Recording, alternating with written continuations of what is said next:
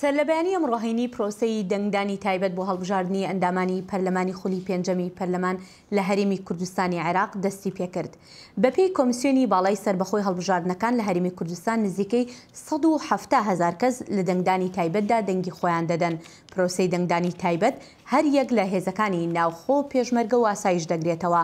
ڕۆژی یەکشەمە 30 مانگینۆ هەڵبژاردننی گشتی بەڕێوە دەچێت و 3,085,461 کەس مافی دەنگدانیان هەیە.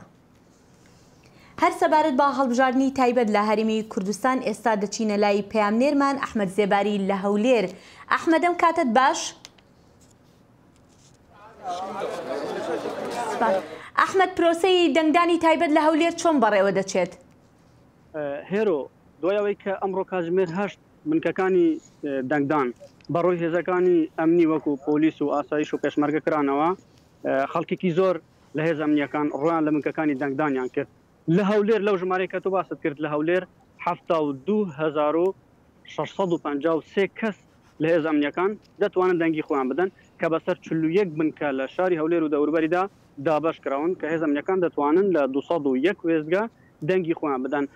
هێرۆ زۆر جار من دەمێ باسیەوە بکەم کە زۆر جار ئۆپۆزیسیۆنی کوردی یا خۆتە هێزانەی کە لە دەروێ دەسەڵاتن باسیەوە دەکەن کە لە کاتژمێرەکانی کۆتایی ساختەکاری و پێشلکاری زۆر دەکرێتن و خەڵکێکی زۆر دێتن دەنگ دەداتن. ئەمە لە هەڵبژاردنەکانی هەرێمی کوردستاندا زۆر جار باس کراوە، بەڵام ئێستاوە دەبین ئەمە قوتابخانەی ئانالیدی کچانە، یەکێکە لە قوتابخانەرە گەورەکانی شاری هەولێر کە خەڵکێکی زۆر لە هێز ئەمنیەکان هاتبوون لە بەیانیەوە دەنگی خۆیان دەدا.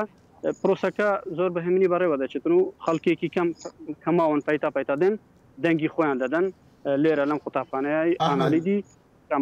بەڵێ ئەحمەد، ئەمزانین هێزین ئاسایشی پۆلیس و ئاسایش و هێزین تایبەتن دەنگی دەدەن. ئاسایش بخۆ چاوا بوو لە هەولێرێ ئەگەر ئەو مژولی دەنگدانێ بن؟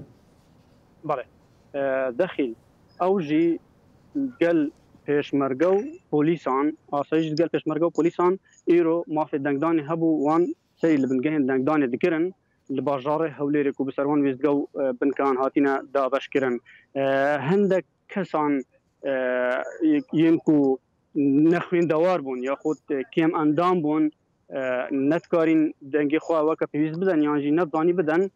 هێزن ئاسایش یەنکو هەد بوو خەد ناواندا هەبوون هەڵبەت هەبوون تەقاعد بوون وان هێزن ئاسایشێ زیاتر ئالیکاریوان دکردن ji bo ku ew dengê xwe bidin û alîkarî û kar asaniya wan dihatekirin li bingehên dengdanê.